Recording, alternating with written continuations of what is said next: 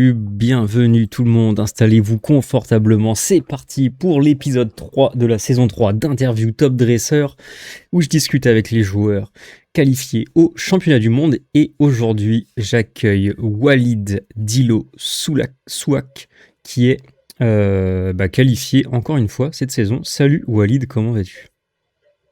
Salut Quentin, salut tout le monde. Moi ça va très bien.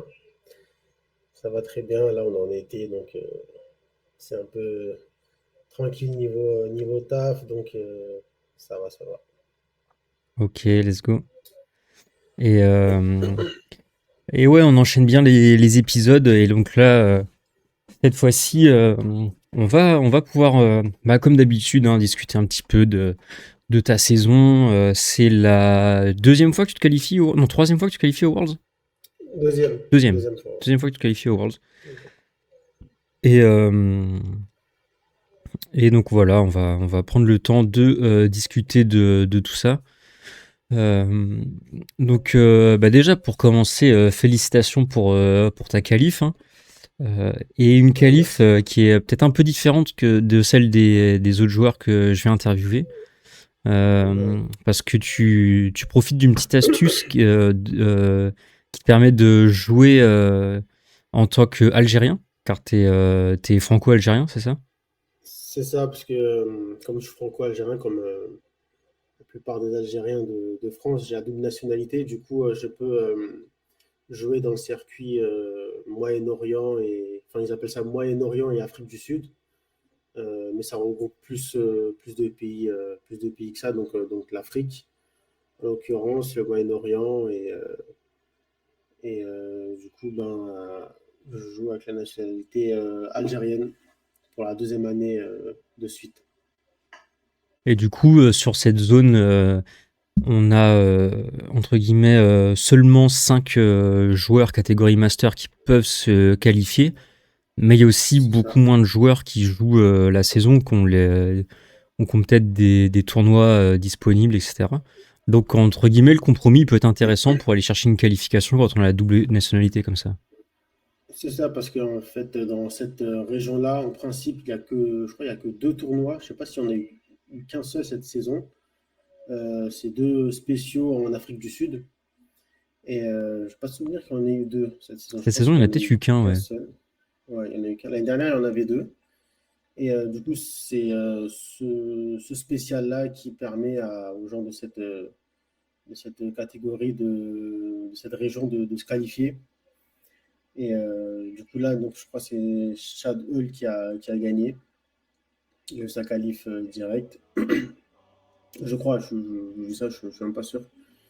Et sinon, ceux qui ont la double nationalité ont la possibilité de jouer en Europe ou en Afrique du Sud, ou aux États-Unis, ou en Amérique, un peu partout dans le monde pour aller chercher des points. Et ils seront dans ce classement-là qui permet aux 5 premiers de se qualifier, on va dire 6 premiers, parce qu'il y a la qualif automatique du champion d'Afrique du Sud. Donc globalement, c'est les 6 premiers qui se qualifient, quoi. Ok, donc ça fait que on voit ici que la barre de qualification elle est quand même beaucoup plus basse que en zone Europe par exemple. Donc c'est vrai que c'est plutôt intéressant.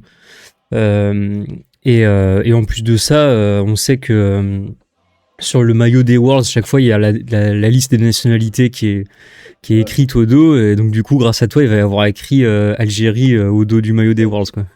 Algérie, c'est ça. C'est pour ça que j'ai gardé mon maillot des Worlds juste pour le pays mentionné. Mais ouais, c'est vrai. Mais après, je ne me suis pas inscrit aux Worlds cette saison. Ok. On en reparlera. Donc, je ne sais pas si en principe je serai. Enfin, l'Algérie sera dessus. Mais je pense que les t-shirts sont déjà imprimés. Donc, en principe, l'Algérie devrait y être. Mais, Ok. Ok. En tout cas, cette saison, tu as fait 385 points.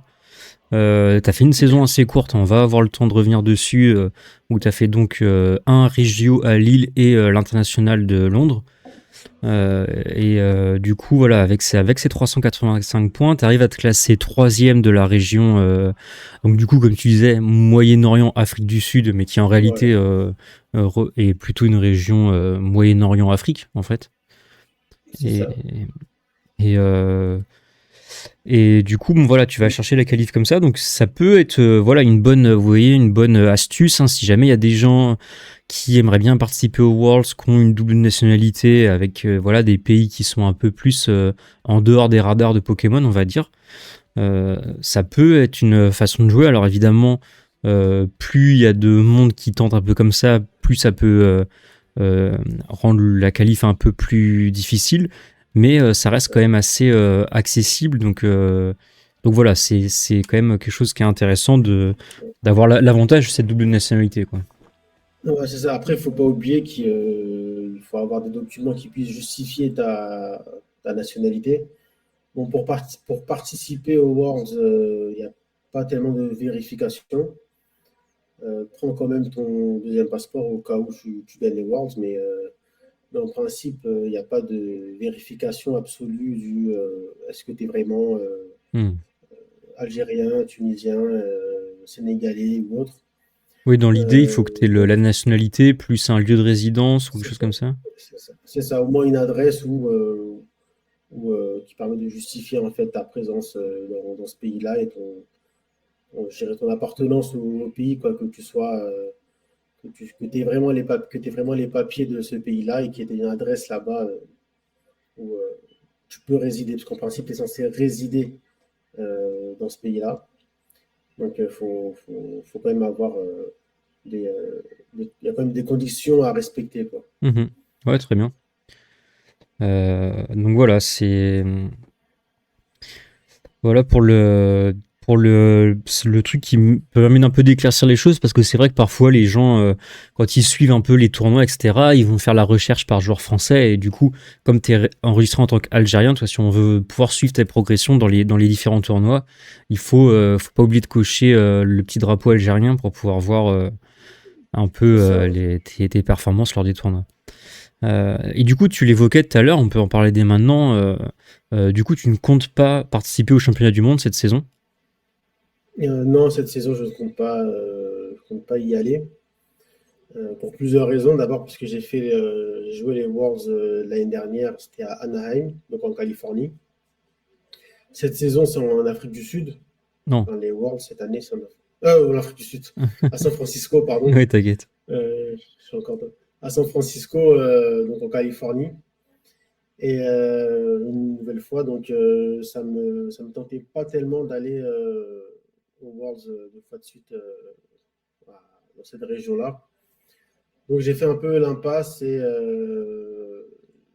donc je préfère me concentrer sur autre chose cette saison. Et l'année prochaine, je pense qu'en fonction de la destination, je pense que j'irai au Worlds parce que c'est toujours sympa, c'est toujours un, on va dire une chance de jouer les Worlds. Donc si j'ai la possibilité, bah, j'irai la saison prochaine. Ouais. Mais c'est vrai que faire les Worlds trois fois de suite aux États-Unis, ça me paraît un peu trop, surtout avec ce qui s'est dit un peu sur les réseaux, notamment l'accès au pays par surtout les latino-américains, enfin des gens en provenance d'Amérique du Sud. Je pense que ça va être le cas aussi pour ceux qui viendront d'Afrique ou du Moyen-Orient. Donc, je pense qu'ils vont quand même peut-être pas prendre en compte ça, mais déjà avoir 2 années de suite aux États-Unis dans la même région, c'est beaucoup. Hmm. Trois, ça va être un peu trop. On Ouais, sortira oui. dans la rue.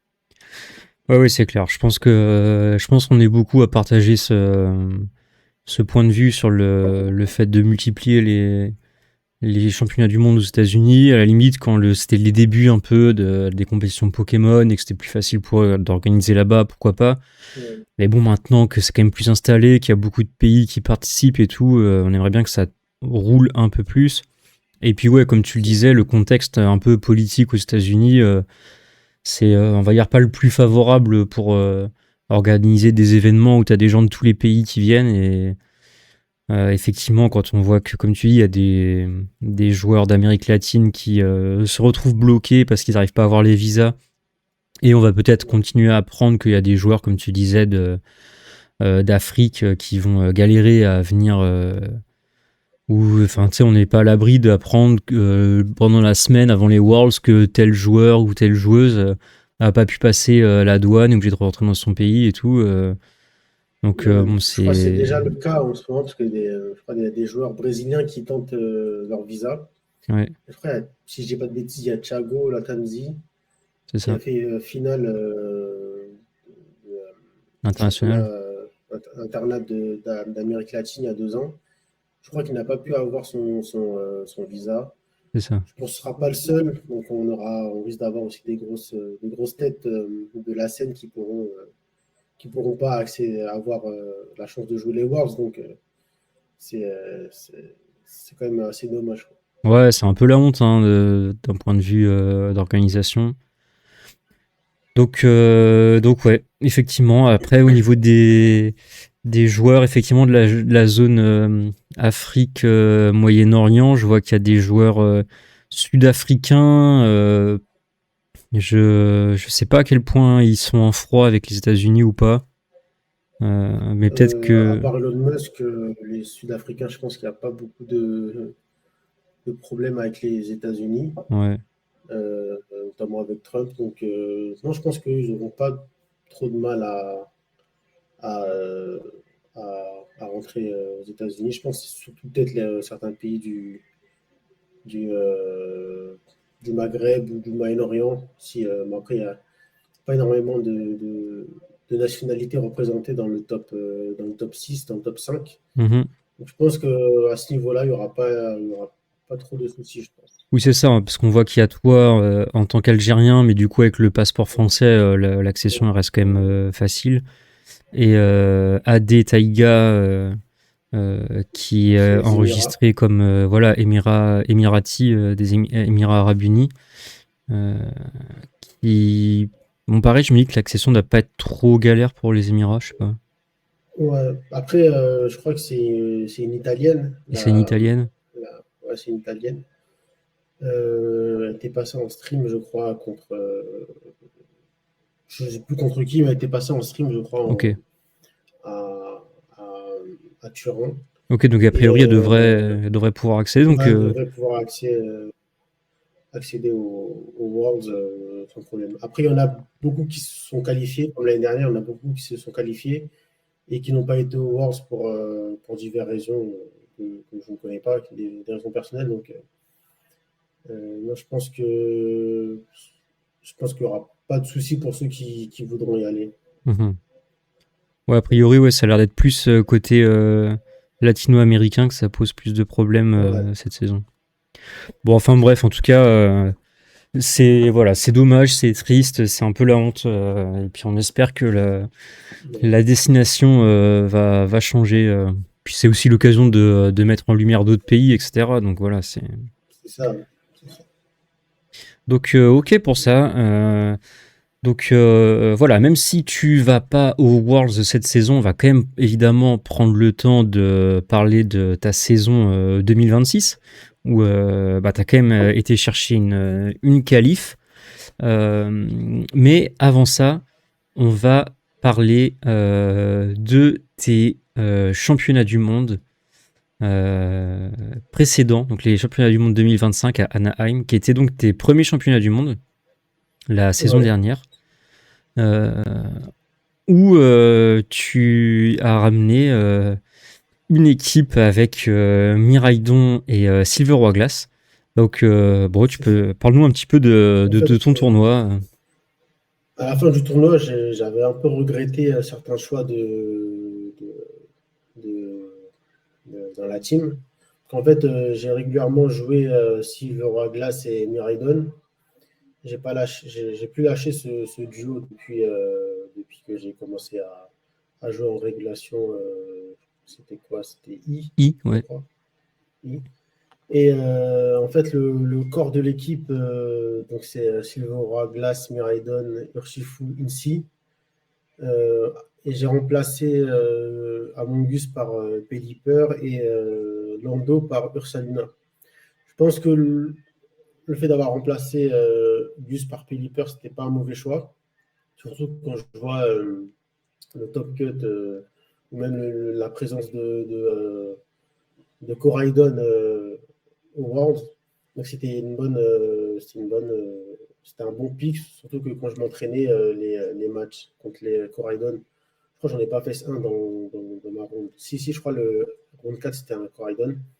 Les match-ups contre Coraidon, ça, Piper il faisait le taf. Mais la grosse erreur, je pense, c'était Ursaluna parce que il met du temps à ce setup. Il est facilement anticipable parce que tu ne vas pas laisser Incy sur place. Tu vas sûrement switch pour Ursaluna. Ton oppo, il peut facilement voir ça. Donc, j'aurais dû garder les Météros. Il était Les peut-être Météros. plus agressif, entre guillemets, immédiatement, quoi. C'est ça. C'est ça. Et contre le duo Zamazenta et Kali Shadow, c'était plus parlant. Donc, c'était l'erreur que j'avais faite au Worlds. Et voilà, je m'en suis pas énormément voulu, mais je me suis dit, ça aurait pas été j'aurais pas joué de la même manière si j'avais choisi le confort avec Lando, quoi. Ok. Ok, ouais, intéressant. Et d'ailleurs, ça peut permettre un peu d'expliquer comment est-ce que tu t'as fait pour te préparer pour ce tournoi. Quel, euh, voilà, comment tu choisis ton équipe. On voit que tu as fait quand même des modifications, etc. Comment est-ce que tu te réappropries une Ouais. équipe et comment est-ce que tu te prépares explique-nous un petit peu tout ça. Ben, avant ces Worlds, j'avais essayé pas mal d'équipes. Donc déjà, la Balance avec Zamazenta, Kali Shadow, avec Incy, Rila et Urshifu et un autre. Et Smergel. Euh, Hmm. donc j'avais pas mal joué cette team, mais il y avait pas mal de mirrors et moi j'en pouvais plus des mirrors, des mirrors balance où c'est celui qui se place le plus, celui qui gagne les speed ties, celui qui perd le moins de pokés en premier. Donc je voulais partir sur autre chose et je suis retourné au duo Kali Ice Miraidon qui qui m'allait bien. J'avais de l'expérience avec ce duo de restreint. Ok. Et du coup, pour moi, c'était le seul duo avec qui je me sentais assez à l'aise pour pouvoir faire les Worlds. Malheureusement, ça ne s'est pas très bien passé. Après, on va pas se mentir, j'avais pas une énorme attente pour ces Worlds. Donc, non, pas de regret, juste de l'expérience et donc il n'y a pas de regret à ce niveau-là. Mais après, concernant la préparation, il n'y avait pas énormément de Français qualifiés la saison dernière. On était 4 ou 5. Mhm. Ouais, je pense 5 6 plutôt. Et tout le monde ne jouait pas la même chose. Du coup, pour build, même pour s'entraîner, c'était pas le plus opti. Donc, j'essaie de faire des tournois en ligne, m'entraîner sur SD, sur console, voir ce qui se joue à l'instant T. Et voilà, et après, let's go, quoi. Une fois que tu as confiance en ta team et que tu es assez préparé, donc ouais, pas de raison de changer à la dernière minute, donc je suis allé avec ça. Ok, donc ouais, dans l'idée, tu trouves une team qui te plaît bien, tu la pratiques beaucoup en ladder, quoi, pour te Ouais, c'est donner ça. un peu une idée de comment est-ce que tu appréhendes les match-ups. Et comment tu décides un peu de faire des changements là, tu vois, tu dis par exemple, je décide de mettre Pelipper sur Gus, tu préfères jouer avec Béquipant plutôt que Golay. C'est parce qu'en pratique, tu te dis, enfin, ouais, comment est-ce que tu fais ce genre de Ouais, choix? parce que c'est surtout les match-ups donc Zamazenta et Kali Shadow, plus les match-ups Coraidon. Je trouve que Pelipper, ça apportait une bonne réponse à ces match-ups-là parce que il y a des gardes larges, il y a la pluie, il y a beaucoup de Pokémon qui. Enfin, la Mazenta et Coraidon, ceux qui étaient le plus joués, eh ben, ne le touchait pas ou alors de manière pas efficace. Donc ça a apporté une solution directe à ces Pokémon-là. Bon, après, ils sont jamais tout seuls sur le terrain, il y a toujours un Pokémon à côté pour déranger, mais au moins, il y a une cible à target en priorité. Mhm.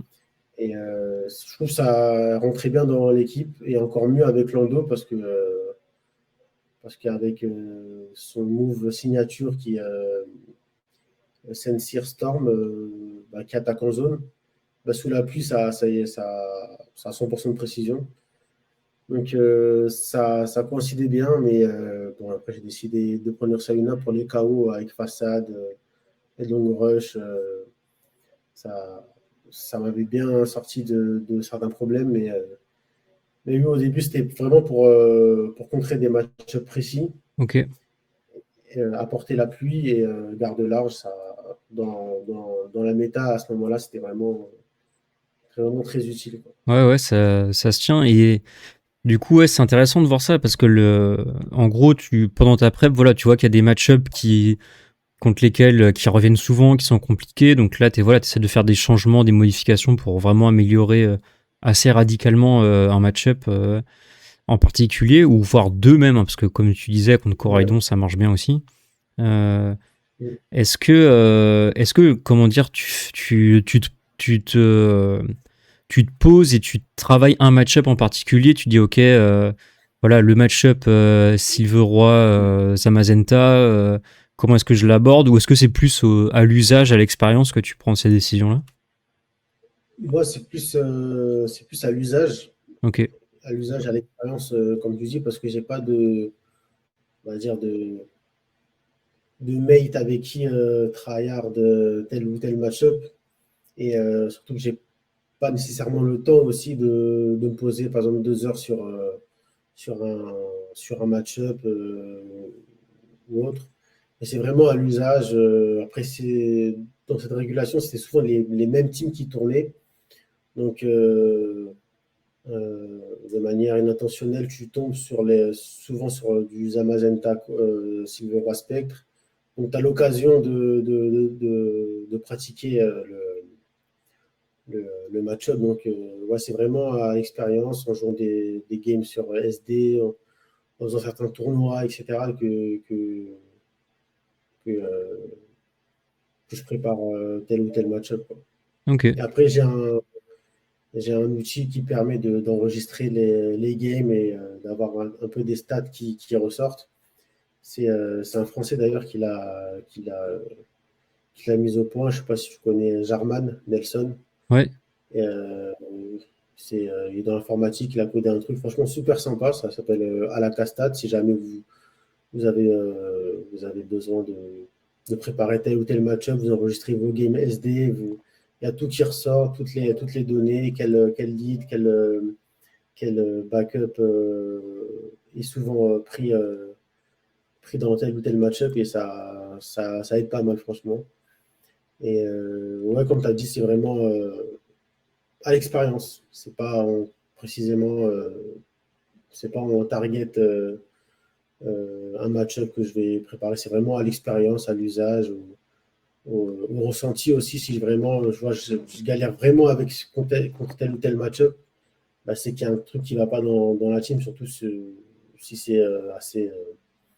c'est un match-up qu'on voit assez régulièrement. On peut pas faire l'impasse sur ça. Donc, Ok. Ok. Ok. C'est très clair. Est-ce que tu veux revenir un petit peu sur ta world, ta run des worlds, pour un petit peu tes adversaires, je sais pas si tu te souviens bien. ouais, ben, Frédéric Nielsen, on connaît son. C'est la team, c'est l'un des frères Nielsen, je connaissais son équipe avant. Et avec Sneasler, Miraidon, c'était un peu un match-up que je, que je connaissais pas et qui me posait un problème. Et ça s'est mal passé. J'avais pas les solutions. Je pensais qu'être plus lent que son Ursaluna, finalement, je crois que son Ursaluna était min speed. Donc, ce trick room, il, bah, il était plus rapide, quoi. Hmm. Le deuxième, je crois que c'était un Péruvien. Ça s'est joué à très peu.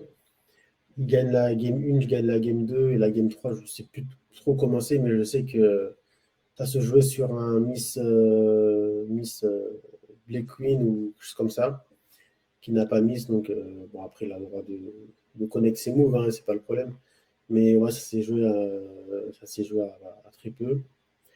Masayoshi Kuro, donc c'est un japonais australien.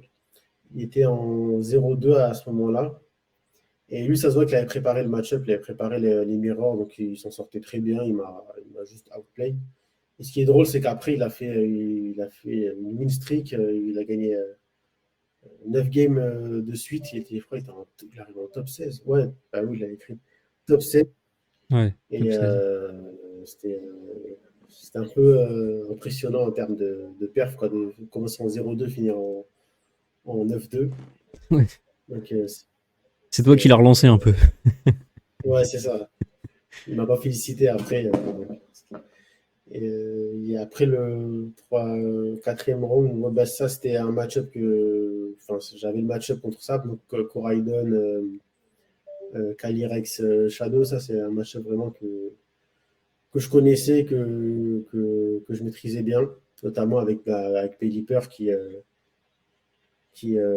contrait un peu tout son plan de jeu. Ok. Euh, Alessio Ferrara, ça j'ai plus trop de souvenirs de cette game. Mais sûrement Coraidon avec sous Trick Room, j'ai dû faire quelque chose. Et après, contre June Littner, pareil, j'ai pas de souvenir de la game. Je pense que c'était la fin de journée avant que je drop. J'étais en mode bon, allez, c'est la dernière avant que j'aille voir les copains jouer. Donc, j'ai pas tellement de souvenirs. Ok. Mais globalement, ouais, je pense que c'est le manque de préparation qui a fait enfin, le changement de dernière minute et le manque de préparation qui ont fait que ça ne s'est pas passé enfin, que ça ne s'est pas mieux passé. Mais après, globalement, le premier Worlds, je ne m'attendais pas à Top Cut les Worlds. Donc, c'était vraiment pour l'expérience, pour également passer des vacances en Californie. Donc, Hmm. c'est une bonne expérience. Franchement, il n'y a Ok, ouais, ouais, pas de quand même choses un. négatives à retenir, en tout cas, de ces Worlds, malgré le score. Oui, oui, oui, c'est sûr. Et puis bon, après, c'est vrai qu'il faut quand même aller les chercher chaque victoire aux Worlds. Et puis bon, ça restait Ouais. aussi comment dire, un tournoi où les qualifications aux Worlds étaient quand même complexes. Donc il y avait quand même que des très bons joueurs là-bas. C'est vrai que le niveau était assez relevé quand je vois certaines têtes d'affiches qui dès la round 4 étaient out. Je pense à Marco Silva, je crois même Yuma, qui n'a pas Day2. Yuma Kinugawa, je crois il avait gagné championnat d'Amérique du Nord, je crois, à ce moment-là. Ou alors il a fait une grosse perf. Et ouais, il y a plein de grosses têtes qui étaient éliminées dès le jour 1, donc c'est que vraiment le niveau était assez relevé. Et je pense que maintenant les Français qui iront au World ont conscience de ça. Donc c'est vraiment un tournoi à part des autres, que ce soit en région, en Europe ou internat. C'est vraiment un niveau au-dessus. Mhm. Donc, ceux qui ont perf, je pense notamment à Télé Team ou tous ceux qui ont pu cut, franchement, que ce soit en senior ou en junior, hein, c'est vraiment un niveau au-dessus, quoi. Ok. Ok, ok. Et toi, du coup, tu en tires quand même une bonne expérience, même si, voilà, forcément, j'imagine que tu aurais aimé avoir une meilleure perf. Au final, tu es content de ton expérience, et même peut-être pas seulement en tant que toi, joueur, mais aussi de profiter de l'ambiance sur place, du tournoi, de pouvoir voir des matchs, de pouvoir voir aussi des Français performer. Tu parlais de Théo Team, etc.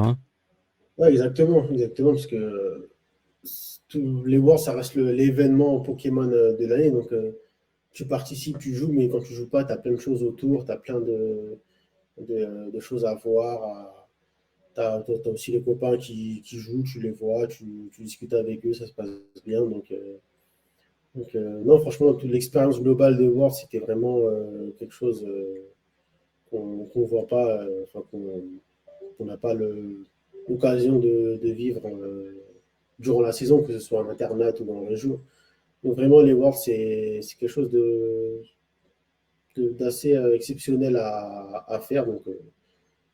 J'espère que ça va motiver d'autres pour se qualifier. Mais non, franchement, tout ce qu'il y a autour, les Worlds, expérience, le fait de voir les matchs, les réactions, les joueurs en direct, même leurs réactions pendant les matchs ou à la fin des games, qu'on voit pas parce que nous, on a sur YouTube, on voit juste les matchs en stream. Et quand on voit les réactions des autres hors stream, c'est assez, euh, c'est assez sympa à voir. Donc ouais, l'expérience globale, franchement, au top. Ouais, C'est la j'imagine. première fois en Californie, donc c'était cool aussi Oui. de visiter. J'étais avec ma femme et ma fille. D'ailleurs, ma fille, c'était son premier voyage. 11h30 de vol dans la gueule direct, paf. Ça l'a un peu choqué, mais non, franchement, c'est bien passé. C'était assez cool de faire ce voyage-là. En plus de jouer les bords, c'était vraiment top.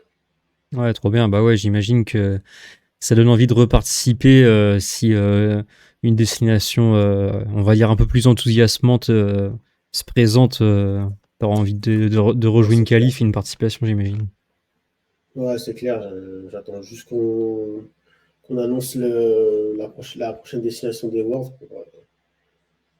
pour avoir un avant-goût de la saison. Mais après, si c'est en Europe, ce serait top. Si c'est en Asie, bon, j'espère que ce sera pas au Japon, parce que j'y reviens là. J'aimerais pas y retourner 2 ans de suite. Mais, mais ouais, non, ce serait cool de changer un peu d'air et de rejouer les Worlds l'année prochaine. Ok, ok, trop cool.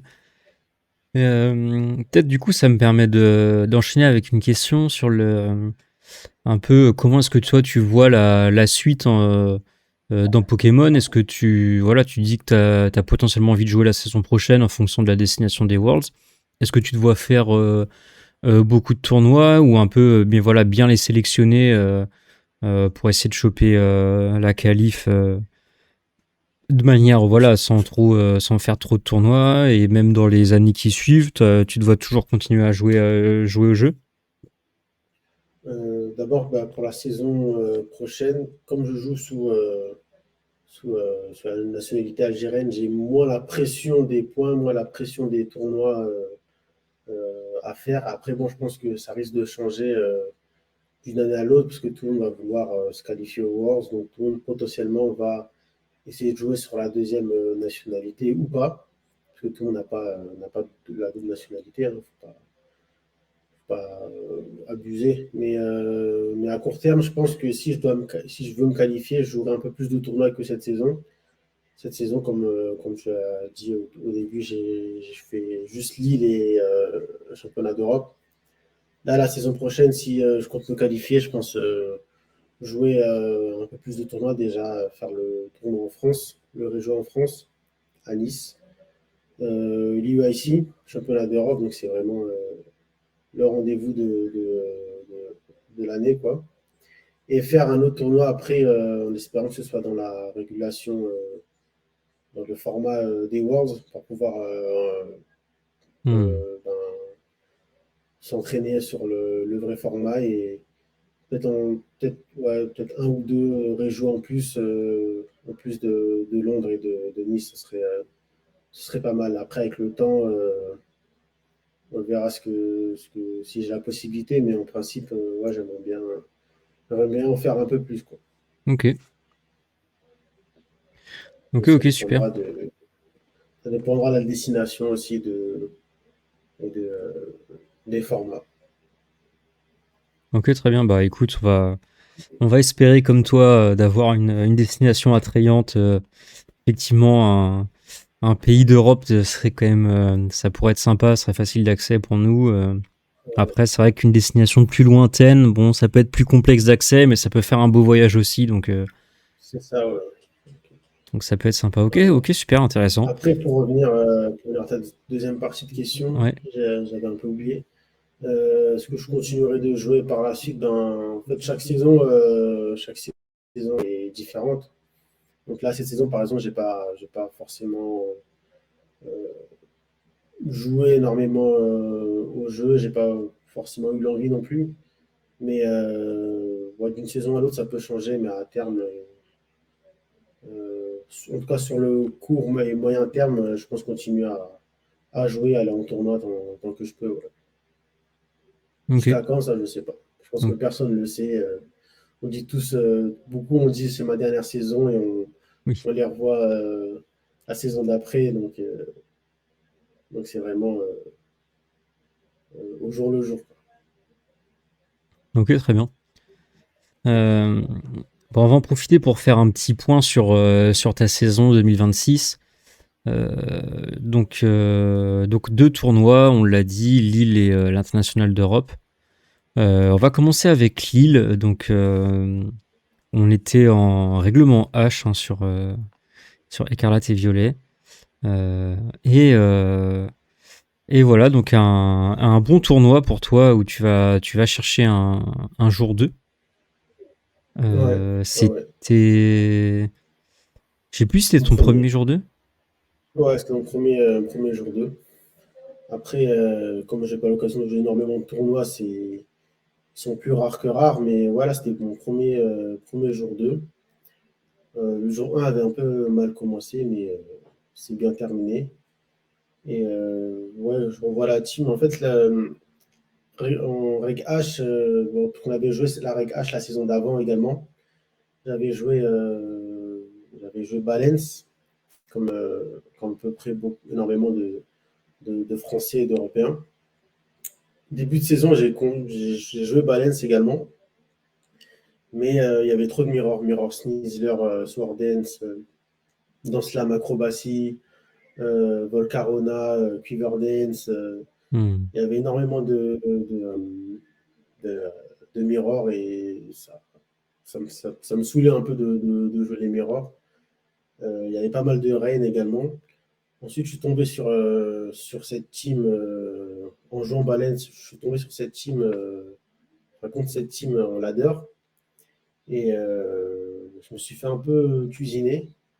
Et le corps de la team était pas mal.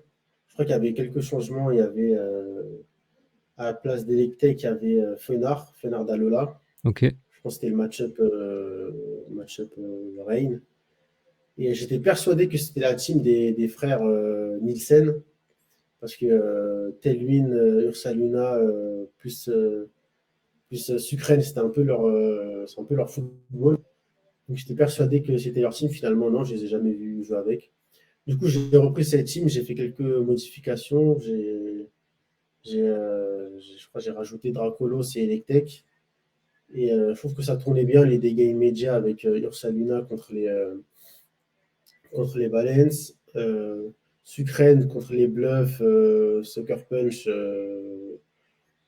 adverse et basculer Jon pour terminer les games avec la Sash.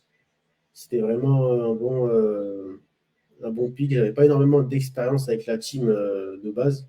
Je crois que j'avais chopé 2 semaines avant et j'avais commencé à vraiment à être à l'aise, ouais, on va dire 10 jours avant un peu moins de 10 jours avant le tournoi. Et en l'apprenant, j'étais pas confiant parce que je savais que c'était un peu juste, mais je savais ce que je voulais pas jouer. Donc Balance.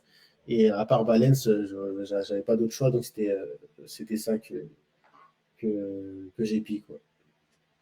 Ouais, bah plutôt bon pick du coup au final, parce que tu arrives à aller sortir bah, ta meilleure perf en tournoi à Lille. Qui t'a bien correspondu parce que c'est vrai que c'est une team sous les radars mais ouais qui reste quand même très solide hein. On voit qu'il y a vraiment de quoi faire et c'est une équipe relativement agressive, peut-être un peu plus agressive que ce que tu as l'habitude de jouer. Je sais pas si tu dirais ça. Ouais, c'est ça, c'est vrai qu'habituellement, Je pense que c'est aussi le fait d'être français et qu'on joue souvent, très souvent Balance. Bon, toi, non.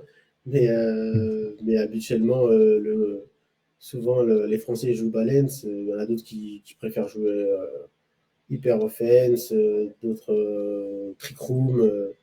Bon, tous les Français ne jouent pas Balance. Mais c'est vrai qu'habituellement, on joue Balance. Ça permet également de progresser parce que certaines situations, on les comprend mieux quand on a l'habitude avec Valence. Mais ça, c'était un peu plus agressif.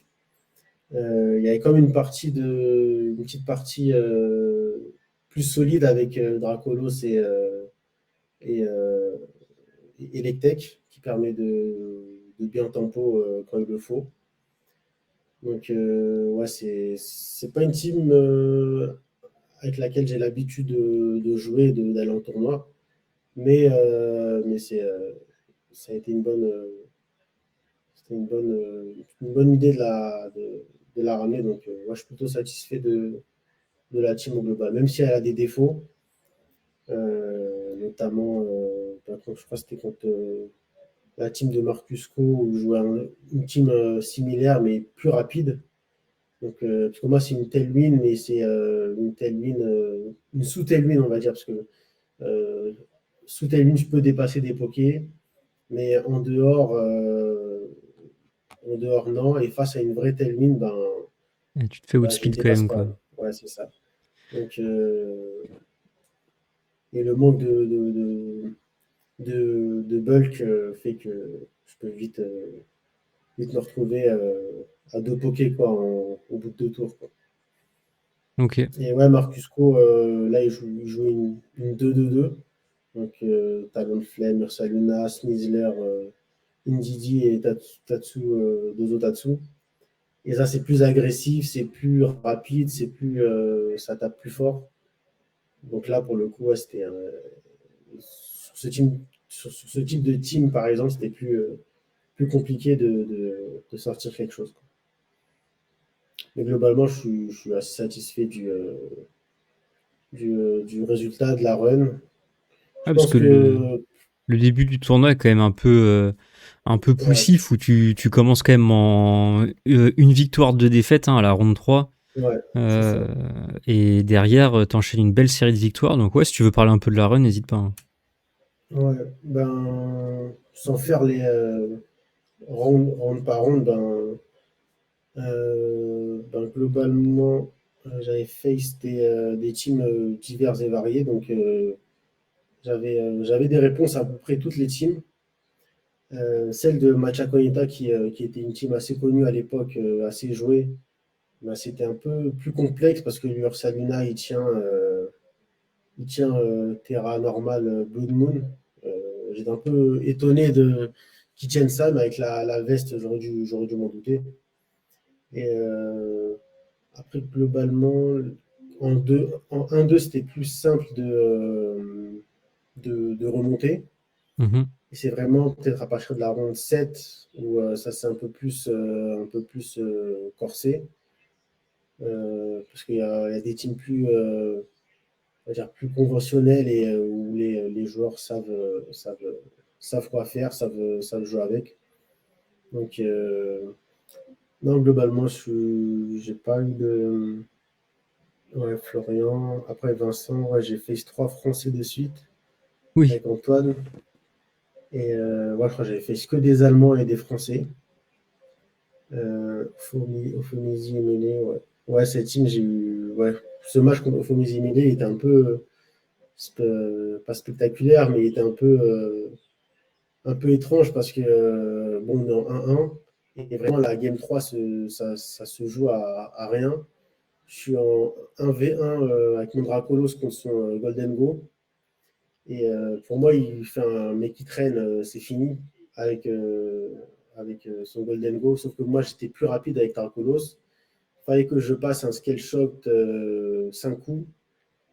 Et je mets les 5 coups à la fin. Sauf que lui, il y avait un décalage entre les deux switches. Du coup, il a vu le cinquième coup passer. Moi, je n'avais pas encore vu. Je vois, il fait une tête genre, ah merde. Moi, je comprends pas. Parce que pour moi, même avec 5 coups, je termine pas. Et je vois le cinquième coup partir, ça me met KO. J'étais un peu choqué sur le moment, mais c'était vraiment une bonne game. Après, contre Dylan Newman, c'était la team de Marco. La Mhm. team de Marco qui a gagné le tournoi de Lille avec. Je crois que j'ai 2-0 et ça s'est un peu mal passé pour lui à la fin. Je pense qu'il était un peu sous pression. Il a mal réagi un peu à la défaite. Bon, il n'a pas été DQ pour ça, mais ouais, il avait très très mal réagi. C'était cogné la tête contre la table et tout. Ah ouais? Les juges, ouais, ils étaient venus autour de lui parce que c'était un peu, ça m'avait un peu étonné qu'un joueur réagisse comme ça. Après, je pense qu'il était un peu sous pression à cause des attentes qu'il avait de ce tournoi. Et après, je perds contre Ivar. Ivar, en fait, il joue la team de Wolf, une team que j'ai joué la saison dernière. Game 1, éruption crit sur Ursaluna, alors que je suis sûr à 200% qui tenait. J'ai fait le câble derrière, je tenais, même à très peu, mais je tenais quand même. Et bah, derrière, mon premier faiseur de dégâts tombe, donc j'avais un peu du mal à revenir. Donc je sentais des trucs, histoire de grappiller un peu d'informations, mais c'était compliqué. Et Game 2, il s'adapte bien avec, Kilowattrel et Garchomp, Mhm. je crois. Et du coup, bah, il s'adapte bien et il clean la game. Donc la run s'arrête là. Je pense que j'aurais pu mieux faire si j'avais fait de meilleurs choix de, de pick dans ma game. Par exemple, j'ai pas pris Dracolos une fois alors que je pense que Dracolos, il pouvait pas mal se balader face à la team en face. Donc, ouais, c'était un peu un regret de ne pas avoir fait les bons choix de game à ce moment-là. Mais après, voilà, globalement, là, je suis plutôt satisfait du tournoi, des joueurs que j'ai fait, parce qu'il y a pas mal de bons joueurs, notamment ben, Antoine, Oui. Ophomésie, Gilles. Et donc, ouais, c'est pas mal. Et surtout, c'était vraiment dos au mur, quoi. Chaque défaite, c'était élimination, donc j'ai su jouer avec ça. Et c'était vraiment. Moi, je suis plutôt satisfait, vraiment, vraiment satisfait du tournoi. Même si j'aurais pu mieux faire, comme toujours, mais ça, ça m'a mis un peu. Ça m'a un peu motivé pour la suite de la saison. Bah ouais, oui, c'est clair, c'est carrément satisfaisant. Et puis bah ça, j'imagine que oui, si ça, le fait d'aller loin comme ça, de se dire ok, parce que du coup, tu perds en ronde 12, mais t'étais à une victoire d'aller en cut, hein, si je dis pas de bêtises. Ouais, c'est ça. Je crois que si je gagnais contre Ivar, j'avais un match de barrage Ouais. et derrière top 16. Et match de barrage, je sais pas contre qui ça aurait pu tomber, mais je pense que j'avais des chances de cut à ce moment-là. Après, je pense que c'est la fatigue de fin de jour 1 plus jour 2 qui fait qu'on est moins lucide dans nos choix, mais après, après c'est le jeu, il faut faire avec, c'est l'expérience qui fait que les prochaines fois sera différent. Donc, Ouais, c'est long, hein, 2 jours de régio, quand on va loin comme ça dans la compétition, ça fait quand même beaucoup de fatigue, ouais. de concentration à devoir mobiliser, etc. Donc oui, comme tu dis, il faut réussir à Ouais. rester lucide, c'est pas évident. Et je crois que ce régio-là, c'était au jour 1, on a fait deux matchs du jour 2 à la suite du jour 1. Je crois qu'on avait fini à 20h. Oui. On a fini à 20h Oui. les rounds. C'était un peu catastrophique comme organisation, mais c'est comme ça. Oui, oui, entre les bugs qu'on a eu à la ronde 2, plus le Ouais, fait que ouais, Ils ont voulu jouer deux rondes de la deuxième phase le jour même. C'est la seule Ouais, fois où ils ont fait ça, je crois. Après, ils ont toujours joué qu'une tant seule mieux. ronde de la deuxième phase. Ouais, tant mieux, hein, parce que je crois même Arthur avait fait Day 2. C'est son premier aussi. Il avait dit dans un tweet, à juste titre d'ailleurs, que bon, on peut même pas savourer le Day 2 qu'on est déjà dans les phases de du jour 2. Donc, Oui, oui, c'est. Arthur Glandier, Cassomon, Ouais. qui, Donc, effectivement, lui aussi, ça, c'est son premier jour 2, ouais. ouais, c'était un peu le sentiment que tout le monde a eu, quoi. Enfin, tu fais des tout, t'es content, tu veux rentrer, te reposer, enchaîner demain, mais non, t'enchaînes derrière, avec les conséquences que ça peut engendrer, donc la fatigue et donc le manque de lucidité. Donc, ouais, Oui, puis tu peux te ouais, retrouver, comme tu joues deux rondes en plus, il y a quand même beaucoup de joueurs qui se retrouvent éliminés pour la course au top cut, ouais, alors qu'on est toujours le premier jour, qu'on est toujours que le samedi, et c'est, tu dois revenir, ouais, c'est un peu ouais, frustrant, quoi. en sachant que t'es déjà éliminé. C'est ça. Ouais, je comprends. Je comprends tout à fait. Euh, ok, donc Mais ok, voilà pour Lille. ok, super intéressant pour Lille. Et puis voilà, intéressant de voir aussi le genre d'équipe que tu peux jouer. Euh, et ensuite, l'international d'Europe, où là, on était passé en règlement F. Et tu as pu jouer une équipe un peu spéciale, hein. Ouais, très spécial. En fait, l'UIC, là, j'étais pas mal, un peu déçu quand même de ma run, parce que j'avais une team un peu qui sort de l'ordinaire, donc avec laquelle je me sentais bien, j'avais on va dire de bonnes sensations avec. C'était une team que Marcusco avait joué à Birmingham, il avait fait finale, et que je jouais déjà avant, une team un peu, pas tout à fait la même. Lui, il jouait Shiyu Flutter, Flottmesh. Moi, j'ai préféré Bolt et D-Knight. Ok, Bolt ou Chimpao plutôt. Et en fait, c'est une team qui permet enfin, t'as plusieurs modes. T'as le mode agressif avec Chimpao, Dracolos.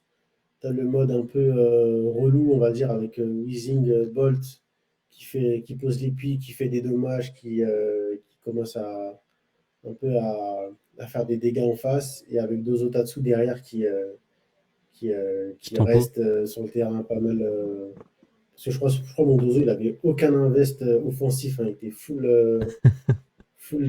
défense, défense spéciale, défense, HP. Non, non, non, il était full vitesse et défense spéciale, Ok, ouais, Dozo. Donc il avait aucun invest quasiment en attaque. Et c'était une team qui compterait bien les Balance, les teams qu'on voyait souvent dans la méta à ce moment-là. Et quand tu fais ça, tu vois, quand tu chopes la team et que tu vois Dozo, Tatsu, Weezing, Dracolos, Ball, tu sais pas par où commencer. Et ça m'avait pas mal aidé pendant la phase d'entraînement. Et sauf que j'ai fait quelques changements à la dernière minute, notamment la citrus sur Weezing, j'avais Covercloak. Et Covercloak, c'était pour éviter les bluffs et, euh, et Icicle Crash Finch. Et Dozo, je jouais différemment, je jouais avec le talisman sain et inconscient. ah, Donc j'avais pas de drop en attaque. Et j'évitais les boosts des Raging Bolts, des Dozo adverses, et,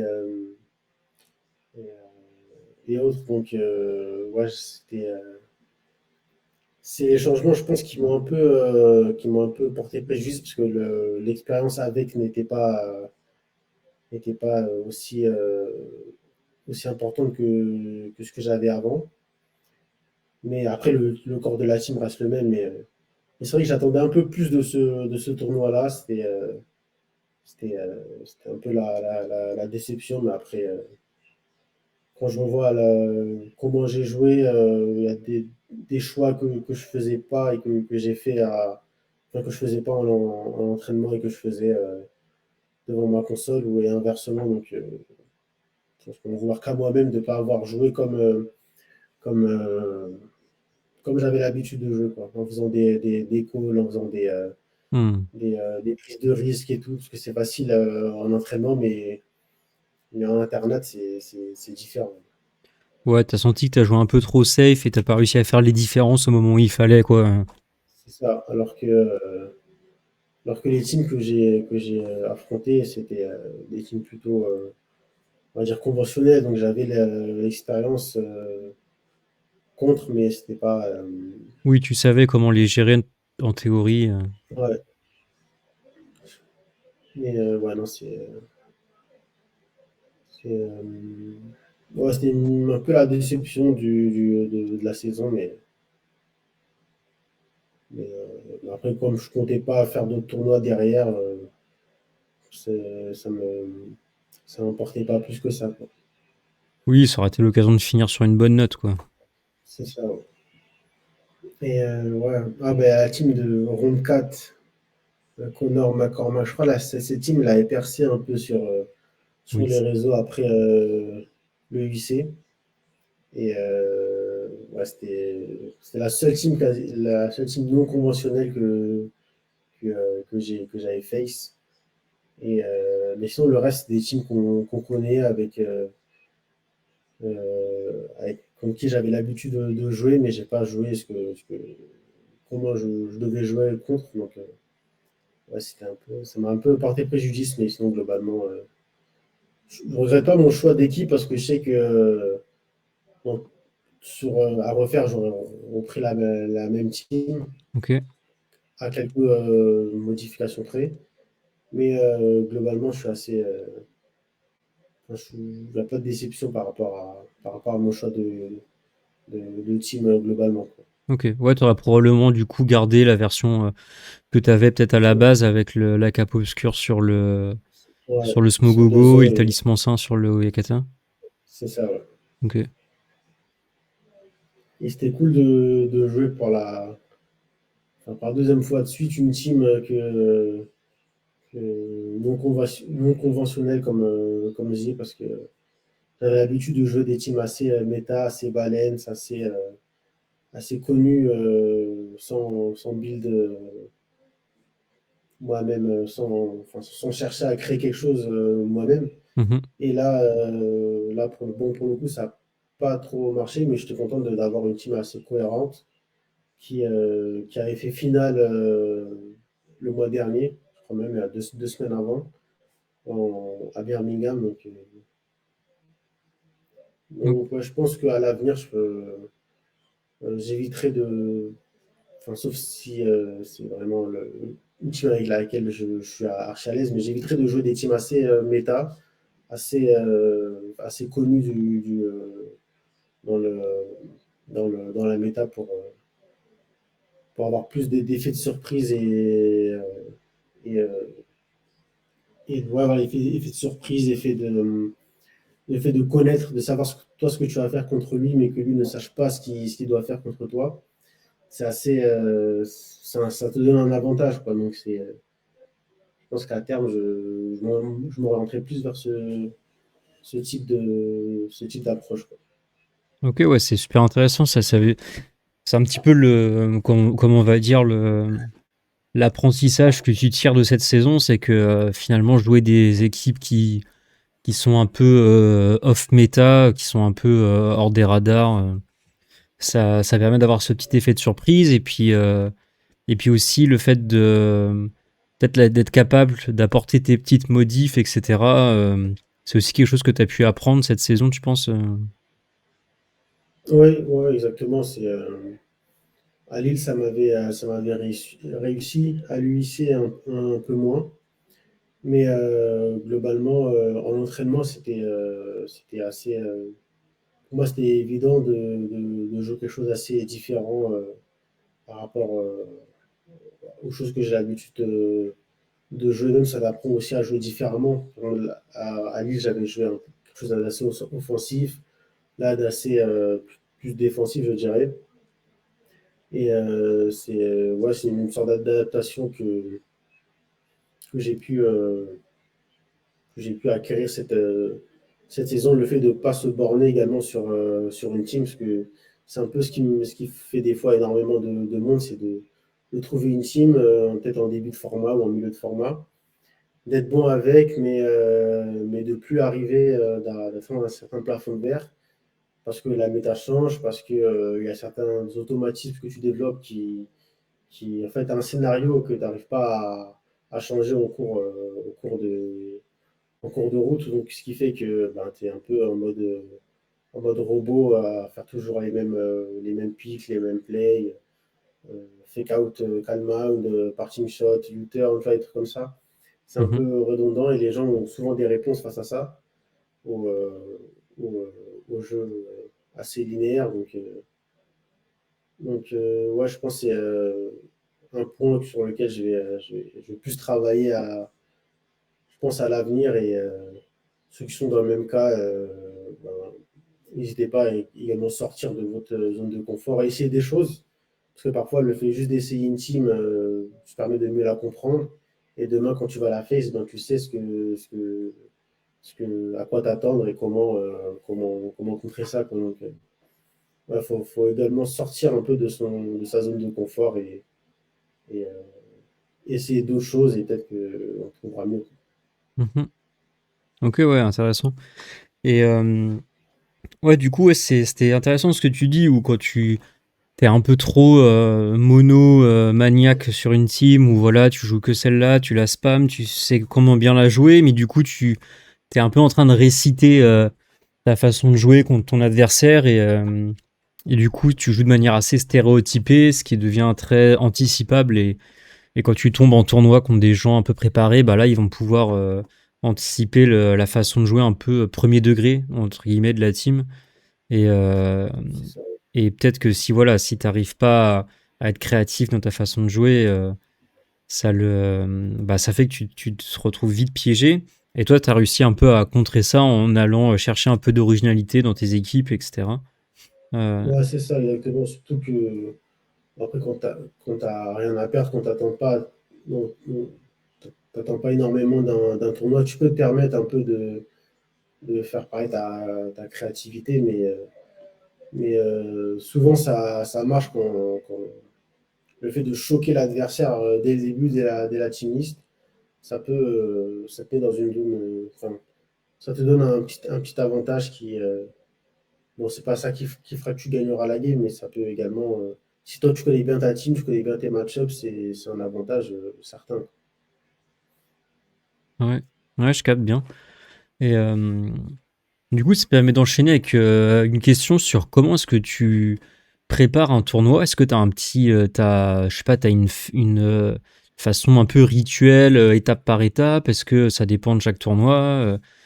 Comment est-ce que tu fais pour te préparer pour un tournoi comme un Régio, un Internat, voire même les Worlds? C'est quoi ta méthode, on va dire?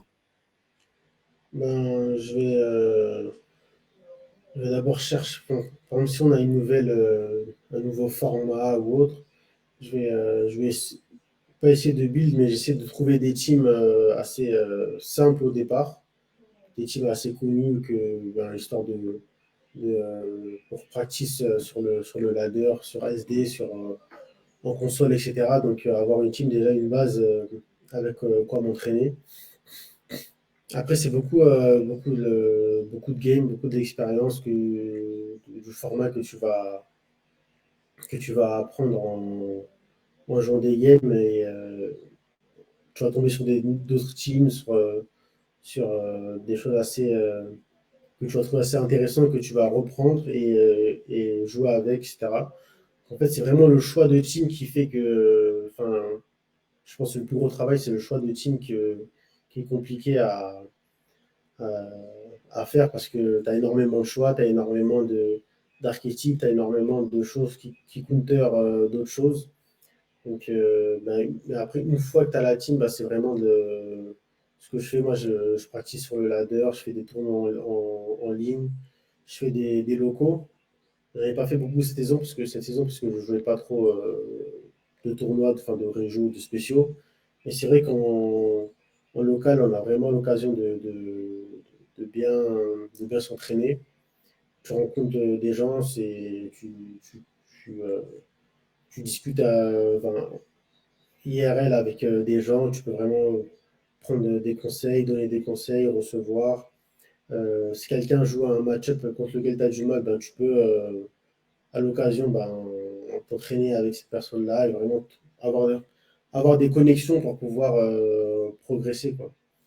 Et ouais, c'est vraiment surtout les tournois en ligne, les locaux surtout, parce que euh, t'es vraiment une condition tournoi, quoi. C'est ce qui se rapproche le plus d'un tournoi. Mais ouais, une fois que tu as trouvé la team, faut acquérir l'expérience avec, faire les modifications que tu estimes nécessaires. Et ouais, l'expérience, c'est vraiment l'expérience de la team une fois que tu as trouvé. Ok. Ok, Et ouais, je pense que intéressant. la Vas-y. meilleure façon, c'est vraiment d'avoir un groupe de préparation avec des idées similaires par exemple, 3 4 joueurs qui savent qu'ils vont jouer cette team ou ce genre de team, qui vont build et ils vont faire ils vont préparer les match-ups entre eux. Par exemple, je sais qu'il y a 2 ans, j'avais fait. Non, c'était pas 2 ans, donc c'était l'année 2025, UIC 2020, non pas 2025, 2024 du coup. Attendez, non, UIC 2025, donc c'était à Londres. Et j'avais pris un coaching avec Justin Tang. C'était le premier coaching que je prenais.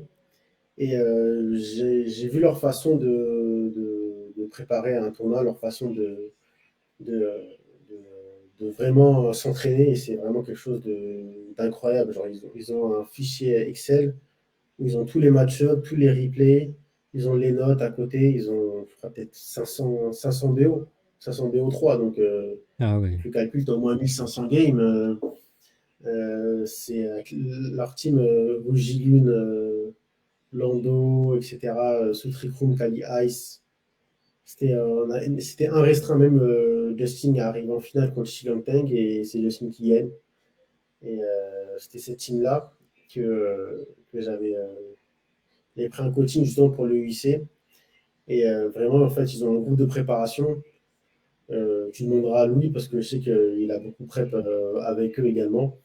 Ils ont un groupe de préparation à 3 4 et même peut-être 4 5 et ils enchaînent les games vraiment de manière robotique, quoi. C'est vraiment tel game, qu'est-ce que j'ai fait, qu'est-ce que j'aurais pu faire.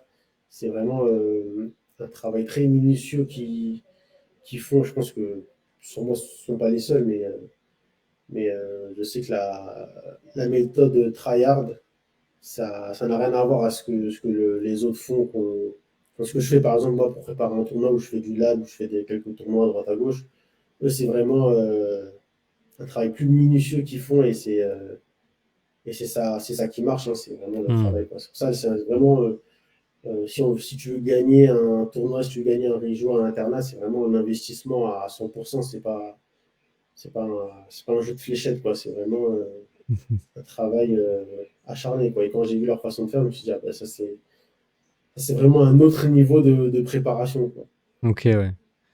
Ouais, ça demande du coup ouais, d'être carré dans ta façon de faire et le fait d'avoir un groupe, ça permet aussi d'avoir plus de données, d'avoir des, effectivement, en termes d'entraînement sur un match-up précis, Des etc. points de vue différents, des Hmm. approches différentes, et ouais, ça aide pas mal. Ok, ouais, super intéressant. Mais du coup, ouais, je voulais revenir sur le fait que tu évoques les tournois locaux. Parce que effectivement, quand on n'a pas forcément un groupe de prep ou pas forcément beaucoup de temps, etc., ou on n'a pas tous les contacts, et ben, ça permet effectivement de rencontrer du monde. Ça permet, comme tu le disais, bah, si on tombe sur quelqu'un qui a un bon,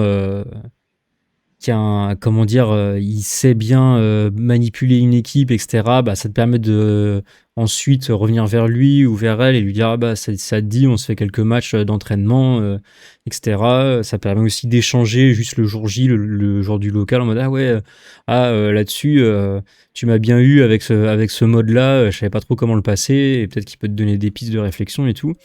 En plus du jeu où tu progresses et tu joues et tu as de l'entraînement, le fait d'avoir vraiment des échanges avec des gens, etc., c'est ça qui donne aussi un peu de richesse dans les tournois locaux. Donc voilà, si jamais vous avez envie de progresser, que vous n'avez pas forcément énormément de contacts, ou vous voulez avoir diversifié un peu les points de vue que vous avez sur le jeu, n'hésitez pas à rejoindre un peu des tournois locaux. Là, même cet été, il y en a, hein, même s'ils ne rapportent pas de points, il y a quand même des tournois Ouais, locaux d'organiser. Donc, ça peut valoir le coup, hein, rien que pour ouais. commencer aussi à rencontrer du monde, etc. Si jamais vous n'avez pas encore l'habitude, c'est toujours un bon moment, c'est convivial, les gens sont sympas, hein.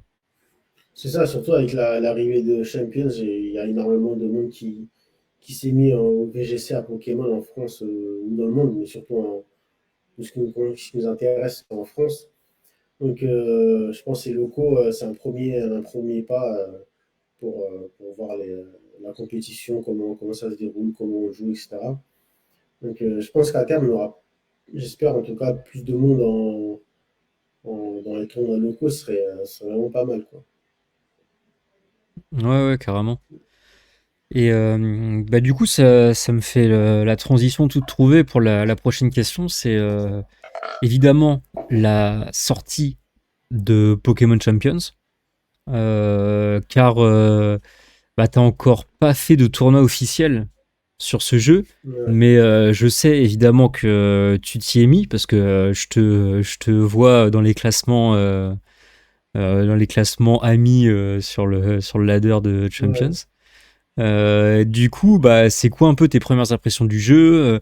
Est-ce que ça correspond un peu à tes attentes, etc. Bah, en termes de tournoi, j'ai fait un tournoi sur Champions, je crois que c'est le tournoi festival, le premier. Ah oui, J'avais pris une team assez, assez, assez récente, j'avais pas énormément d'expérience dessus, mais j'avais bien aimé l'approche avec les mégas, le fait de jouer double méga, etc. Mais sinon, pour revenir sur Champions, je trouve que c'est un bon jeu. C'est une excellente idée vraiment de recentrer le compétitif sur Champions, parce que là, les Pokémon sont plus facilement montables. Enfin, montables. Ils sont plus facilement. Enfin, tu peux plus facilement build ton équipe oui, dans Pokémon Champions. Et j'en discutais avec des amis qui ne sont pas du tout enfin, qui connaissent Pokémon, qui ont grandi avec Pokémon, mais qui en ont eu un peu marre du jeu à cause de le fait de la reproduction lesive et les ceci et cela. Je pense pour eux, c'était vraiment. Ils n'avaient pas le temps de build des Pokémon et une team Pokémon. Et là, pour le coup, Champion, ça casse un peu cette barrière-là. Ça permet à énormément de monde de se familiariser donc vraiment avec le compétitif, avec comment monter un Pokémon. Vu qu'on n'a plus les IV, on a juste vraiment les stats de base et ça facilite énormément le- la création d'équipes. Mais nous, tu joues à un tournoi à 16h, tu te réveilles à 10h, tu peux faire ta team en 20 minutes, quoi. Donc c'est vraiment ce qu'il y a de plus sympa avec le jeu. Après, le jeu, bon, ça reste que du compétitif, donc je pense que euh, c'est pas qu'on fait assez vite le tour, mais voilà, faut pas s'attendre à un jeu qui va rendre, je sais pas, pour une nouvelle génération par exemple, les Champions, c'est pas du tout les mêmes attentes, donc c'est la nuance à avoir. Donc, mais globalement, Champions, ça reste une très bonne initiative de la part de Pokémon pour pouvoir vraiment rendre le compétitif accessible et plus sérieux, parce que tout le monde en parlait. La publicité qu'il y a eu autour de Champion, ça fait qu'il y a énormément de monde qui ont téléchargé le jeu, qui ont joué, qui se sont mis un peu dans le 2v2, parce qu'avant c'était plus. Il y avait énormément de joueurs solo, euh, et aujourd'hui il y a beaucoup plus de monde de joueurs 2v2, donc c'est assez sympa. Mais non, globalement, je trouve que je retiens que du positif, sans parler de tout ce qui est l'aspect technique, graphisme, etc. Euh, mais vraiment, le concept en soi, c'est vraiment, ouais, je pense que c'est vraiment une étape en plus dans le compétitif Pokémon. Donc, je pense que tous les joueurs compétitifs ne peuvent être que ravis de cette sortie. Ok. Ok, ok, ouais, effectivement, c'est clairement les retours qu'on a, même si, voilà, parfois on se dit, bon, ah, il manque encore telle fonctionnalité, ah, il y a encore Ouais, tel bug ou tel souci technique qu'on aimerait bien que ça change, mais ça reste relativement marginal par rapport effectivement aux avancées qu'on a grâce à ce jeu. ouais. Après, on est à quoi? On a peut-être 6 mois de la sortie du jeu. Il est sorti quand le début, Il est sorti dé- en mai, début d'année? Mais, ouais, donc on n'est même pas, ça fait 3 mois qu'il est on est sorti, même je pas au crois. début. On n'est même pas au début du jeu, donc tout ce qui est bug, mise à jour euh, et amélioration du jeu, c'est juste une question de temps. Donc, je pense qu'à terme, ça peut être ça peut caler mieux en allant, quoi. Donc, ouais, non, c'est curieux de savoir comment vont être les prochains formats. Donc, Ouais, t'en mais, attends quoi du coup dans le futur un peu de l'évolution du jeu, les formats qui vont changer, t'attends quoi un peu du futur sur ce jeu? bah, honnêtement, je sais pas si d'un format à l'autre ou d'un mois à l'autre, on va passer de la Terra à la Méga, au Gigamax, etc. Je pense qu'il y aura un turnover au niveau des mécaniques. Mhm. On n'aura pas la Méga toute notre vie, quoi, donc ça m'étonnerait. Un retour à la Terra, peut-être. Euh, Au Gigamax, je pense que les gens l'attendent moins, mais on n'est pas à l'abri que ça revienne. Mais après, il y aura la 10e génération, donc je pense qu'on sera plus, qui arrivera début 2027. Donc je pense qu'avec l'arrivée de la 10e génération, on aura une seconde partie de saison peut-être plus orientée sur les nouveautés de la 10e génération. Et Hmm. également, je suis curieux de savoir la mécanique qu'on aura. Mais là, pour l'instant, avec les mégas, je trouve ça assez intéressant. J'avais jamais joué de compétitif avec les mégas. Comme la plupart des nouveaux, j'ai commencé avec Écarlate et Violet, donc avec la Terra. Mais non, la méga, je trouve que c'est une bonne mécanique. Ça va pas fondamentalement avantager quelqu'un par rapport à l'autre. Donc, il y a toujours un Pokémon en face qui n'est pas méga qui peut gérer la méga en face. Donc, je trouve que c'est assez fair comme mécanique. Après, il y aura toujours des choses à dire et à redire, mais, euh, mais non, je suis curieux de savoir comment ça va, avec la 10e génération, quelle mécanique on aura et comment ça va s'implanter dans le jeu, quoi. Mhm. Est-ce qu'on aura une double mécanique? Ça, je pense pas, ce serait trop compliqué pour nos cerveaux, Ouais, c'est ça mais, qui. Parce que c'est ça qu'on avait vu hein, le trailer de lancement du jeu, enfin où il présentait un Pokémon méga face à un Pokémon Terra Crystal, donc ça laissait un ouais, peu supposer qu'il y allait peut-être avoir des des multi-mécaniques. doubles. Ça peut faire un peu peur sur le papier, ça quand même, hein. Ou alors c'était juste pour nous montrer qu'il y a la possibilité d'avoir plusieurs mécaniques dans le jeu. En même temps, peut-être, mais pour l'instant, on ne sait pas trop. En tout cas, quand Dozo Tatsu reviendront, ça fera beaucoup de malheureux. Ouais, Mais voilà. effectivement, on a. Bah, après, pourquoi pas, hein, mais c'est vrai que c'est pas forcément les changements de méta que j'attends Ouais, particulièrement. Mais oui, effectivement, c'est vrai que tu fais bien de parler de la sortie de Pokémon Vent et Vague, parce que effectivement, depuis quand? Depuis la sixième génération, avec la méga évolution. Chaque nouvelle génération a apporté une nouvelle mécanique. Où on a eu effectivement en ouais, 6G la méga évolution, en 7G on a eu les attaques Z, en 8G on a eu aussi, les Giga, non, les si ouais si, si, les mecs, les Dynamax et Dynamax, en 9G Delta, on a eu la terraxalisation. Altera. Donc effectivement on peut s'attendre à une nouvelle mécanique euh, avec Pokémon Vent et Vague. Est-ce que du coup, ça va influencer sur sur Pokémon Champions. Bah, évidemment, on imagine qu'ils vont profiter des nouveaux Pokémon pour les mettre dans le Champions, de l'éventuelle nouvelle mécanique. Après, si c'est pas exclu que la nouvelle mécanique de Vent et Vague, ce soit une mécanique juste d'aventure, et que ce soit pas une mécanique de combat. On sait pas forcément ça. Ouais, c'est vrai. Après, bah, je pense qu'ils s'attendent, enfin, ils savent qu'on s'attend à une nouvelle mécanique, à une nouveauté. Donc, est-ce qu'ils vont remettre les mégas?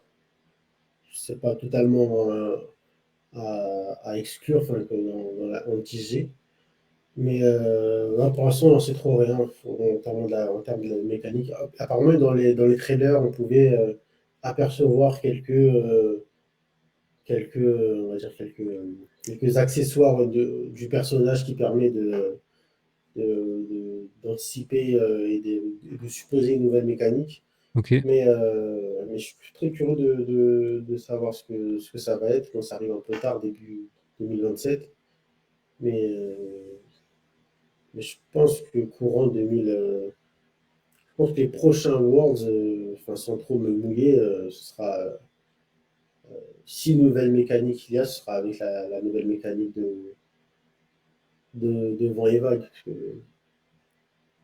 avoir Ouais. une 10G avec une nouvelle mécanique sans l'utiliser aux Worlds, surtout avec Pokémon Champions où le compétitif est beaucoup plus mis en avant, Oui. c'est un peu. Non mais oui, oui, c'est clairement probable et effectivement on peut s'y attendre. Mais c'est vrai que ça pose la question quand même, ces changements de mécanique dans Champions. Est-ce qu'on va se retrouver avec des saisons, on va faire, je sais pas, quelques mois sur une mécanique, puis paf, on repasse sur une autre mécanique ensuite. Ou alors est-ce que parfois ils nous vont faire des mélanges de mécaniques, etc. Ça peut être un peu dur à suivre hein, en termes C'est ça, de réflexion, en c'est termes ça en fait. d'accessibilité pour les nouveaux et tout. Exactement, parce que même nous, qui avons quelques années d'expérience dans le jeu sans être des top joueurs, on sait que même pour les top joueurs, ça va être compliqué d'avoir plusieurs mécaniques déjà dans la saison, plusieurs mécaniques en même temps, encore plus. Et je pense pas que enfin, j'espère pas en tout cas que ce soit le but de TPCI d'ajouter plusieurs mécaniques dans un format, parce que ça ferait un peu un mélange de tout, quoi. J'ai envie de, j'ai envie d'avoir la méga, mais la terre en même temps, vas-y, on met les deux. C'est un peu je sais pas, c'est un peu un fourre-tout de mécanique, quoi. Et c'est un peu ça dénaturalise un peu le jeu en soi, parce qu'à la base, on a tous connu Pokémon sans aucune mécanique.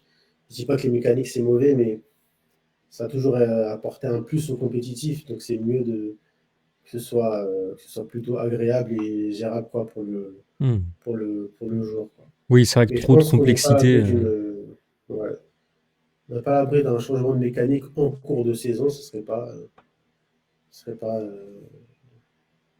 choquant, quoi. Bah oui, oui, effectivement, hein, si on s'attend à une sortie de Vent et Vague plutôt en début d'année 2027, bon, même si pour le moment on n'a pas l'info, hein, on sait juste que ça sort en Ouais, 2027. Euh, mais effectivement, si ça sort plutôt en début d'année 2027, on imagine qu'ils vont vouloir assez vite sur Champions avec les Pokémon de la 10e génération. Parce que aussi, ça leur permet de faire un peu de la pub, ça leur permet de. Enfin, il y a tout un. Derrière, enfin, forcément, ils veulent profiter de leurs nouveaux Pokémon pour. Voilà, il y a toute C'est une ça. machine qui se met en marche derrière. Donc, euh, donc, on peut imaginer que oui, si ça sort plutôt début 2027, on est un changement de mécanique en cours de saison avec les nouveaux Pokémon qui sont ajoutés. Euh, Ouais. bon, ça, c'est Et vraiment voilà. des questions qui restent en suspense de savoir comment ils vont gérer ces rotations, quoi. On espère que ça va bien se faire parce que pour le moment, effectivement, entre le règlement MA et le règlement MB, bon, on a eu simplement quelques ajouts de quelques Pokémon et surtout de quelques objets, mais pas grand chose de Ouais, c'est différent, ça. quoi. Ça, c'est vraiment progressivement, quoi, pour pas choquer énormément de monde d'un format à l'autre, parce qu'ils savent que aussi il y a beaucoup de débutants dans le, dans le train, donc passer de 50, j'ai l'impression de 50 à 150 Pokémon, ça va beaucoup plus complexifier les choses pour les nouveaux arrivants. Après, peut-être que ça va se faire crescendo, peut-être qu'on montera un peu plus vite en changement et qu'on aura des nouveaux formats assez différents. Voilà. Après, c'est toute la particularité des champions, c'est qu'ils peuvent changer des formats un peu comme ils veulent sans on va dire, chambouler le build. Ce sera toujours aussi, on va dire, aussi simple de build d'un format à l'autre. Peut-être qu'il y aura peut-être la particularité au niveau des objets, où là on a les méga gemmes, demain on aura peut-être autre chose. Demain, si on a des terras, peut-être qu'il faudra acheter des différents types de terras, etc. Mais ça reste quand même plus accessible que sur console, sur cartouche, sur jeu, quoi, sur jeu, enfin, sur jeu de la génération en question. Donc, je pense en termes d'adaptation du joueur, ça va être plus simple que ce qu'on pense quand même. Ouais, ouais, effectivement. C'est vrai que là, on a eu un changement assez rapide sur le premier règlement. Est-ce qu'ils vont garder un rythme de changement de réglementation élevé ou est-ce que c'est peut-être pour introduire un peu Ouais, tous les les phases trucs de base. petit à petit qu'au début ils nous ont fait des changements rapides et qu'après ils vont revenir sur un rythme entre guillemets plus normal de changement. Ça, c'est une question qu'on peut se poser. Et oui, moi je pensais, tu vois, la liste de Pokémon jouables, euh, je me dis qu'ils peuvent pas trop la changer massivement, parce qu'il y a quand même beaucoup de Pokémon qu'on recrute, qu'on a dans nos boîtes, etc.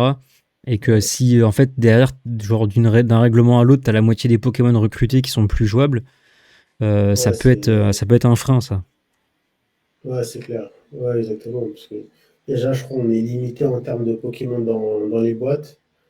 Donc, faire des va-et-vient, des sortes de jonglage d'une méta à l'autre, ouais, c'est pas ce qu'il y a de plus sympa, mais c'est un passage, quoi. Ok.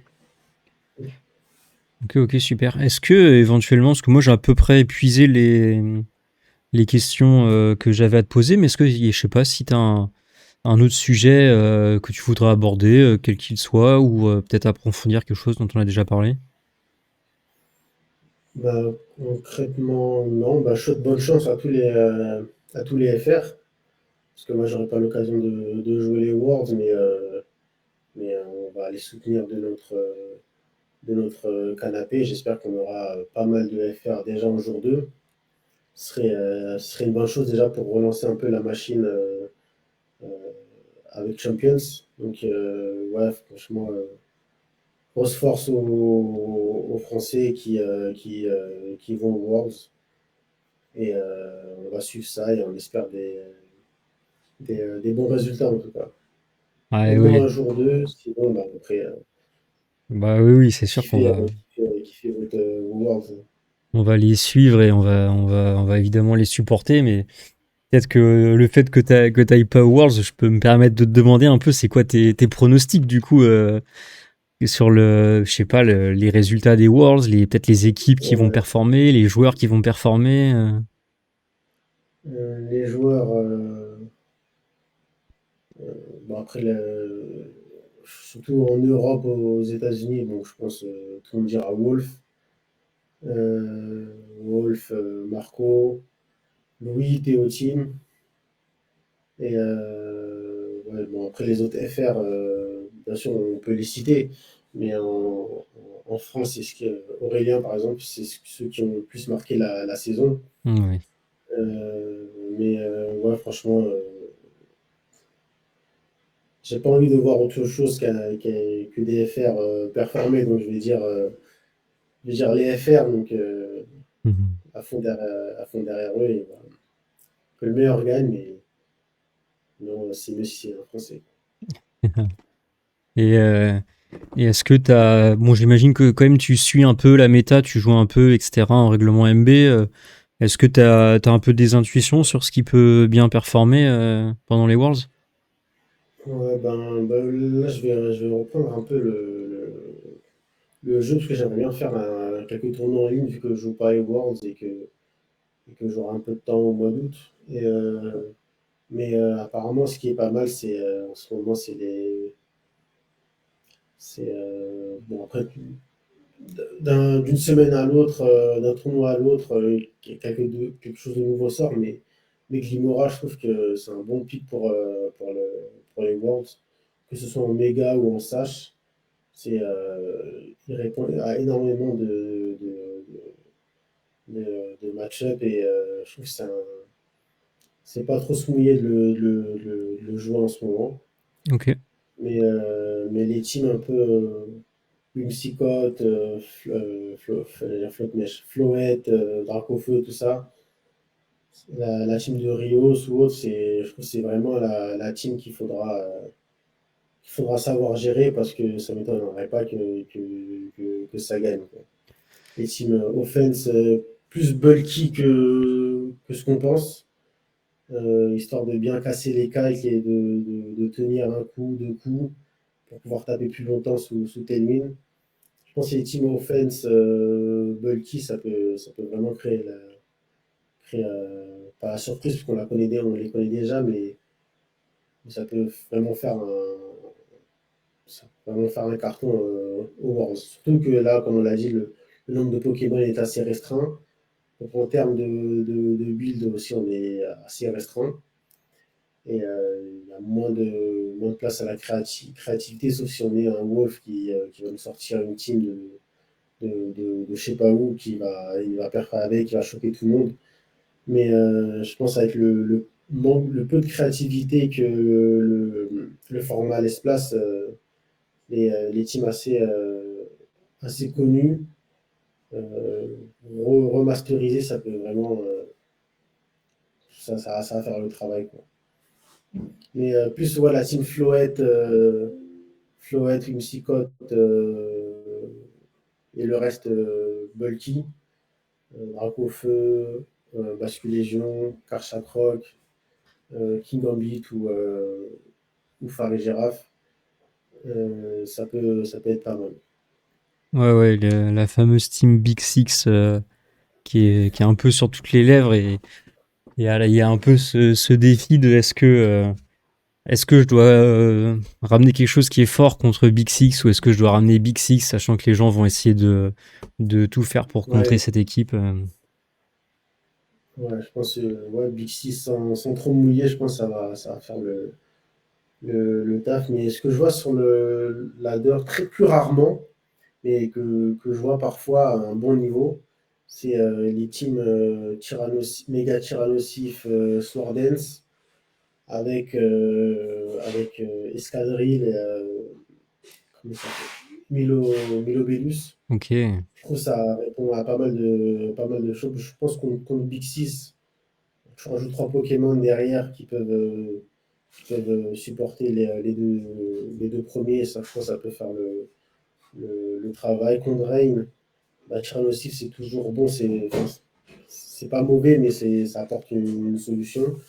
Avec un ou deux Sport Dance, Dragon Dance, Ça Ah peut oui, créer la Dragon Dance. surprise. Méga Tyrannosif placement, c'est pas, c'est pas à négliger. Ok. C'est pas ce que je jouerais parce que c'est assez vulnérable. Faut vraiment bien placer, bien protéger ses pions. Mais je trouve qu'une fois à placer, c'est monstrueux. Ok, ok, Ça intéressant. reste ça reste un pic. Intéressant, intéressant. Bah écoutez, très bien. Euh, Bah écoute, on va arriver sur la fin de cette interview. Ouais. On a, on a bien, on a bien balayé. On a pu, voilà, pas repasser un peu sur ta saison, parler un peu de Champions et un peu de l'avenir. On aura l'occasion de continuer à te suivre et à te croiser en tournoi, évidemment, même si tu joues pas les Worlds cette saison. Et, et puis peut-être que certains aussi auront l'occasion de te croiser en local, hein. Toi, tu joues en région parisienne, j'imagine, tes locaux la plupart du Ouais, temps. ouais, c'est ça. Souvent, le local de Paris à l'Extra Life, il y a souvent du monde, souvent une excellente ambiance avec tous les FR, tous les potes. Donc, c'est organisé par Franck. Mhm. Je sais plus c'est quoi son pseudo à Au Palco. Franck. Au Palco, ouais. Et donc, ouais, souvent à Paris, c'est dans un café assez sympa, les propriétaires sont cool, donc ouais, souvent en Ile-de-France, et voilà. Et j'espère refaire la même interview l'année prochaine pour les Worlds 2027, hein. Je sais que tu auras au moins un concurrent pour la qualif, un Ouais, franco-tunisien. franco-tunisien, ouais, c'est ça. Mais bah, a priori, hein, il y a la place pour vous deux, donc là, ça devrait le faire. Mais bon, c'est vrai que comme c'est aussi un bon filon entre guillemets. Moi, c'est vrai que ça m'étonne qu'il n'y en ait pas plus qui tentent un peu le coup comme ça, parce que c'est vrai que c'est cool de pouvoir jouer la qualif aux Worlds et c'est une bonne occasion aussi Ouais, de profiter de sa double nationalité. moi Donc aussi, je pense que moi, ça m'étonne qu'il n'y en ait pas plus. Après, je pense aussi qu'il y en aura un peu plus maintenant avec l'arrivée de Champions. hmm. Peut-être pas pas la saison prochaine, puisque les gens vont peut-être pas connaître un peu ce, euh, ce, euh, ce système-là, mais dans les années à venir, ça ne m'étonne pas qu'il y en ait plus pour pouvoir jouer les Worlds, même juste se qualifier pour, euh, pour, euh, pour juste pour se qualifier, pour avoir un peu cocher la case qualifiée aux Worlds. Mais du coup, ça risque de relever le niveau, c'est pas plus mal. Ça poussera également à faire plus de tournois et à perf sur tous les tournois. Mhm. Donc voilà, je pense à moyen long terme, on en aura un peu plus quand même. Il y Ouais, ouais, je aura plus de suis. monde, plus de gens qui voudront faire les Worlds. Donc, Ouais, plus d'adversité aussi. Et c'est vrai que Ouais, moi je m'attends aussi à ça parce que c'est quand même.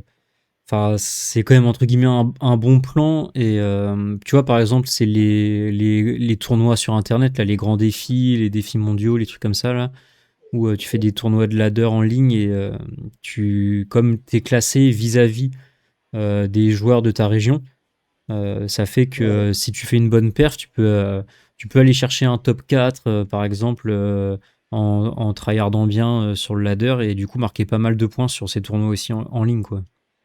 Ouais, ouais, c'est ça. Également les tournois, on n'en a pas parlé, mais les tournois, les grands, les grands défis, grands challenges, Ouais.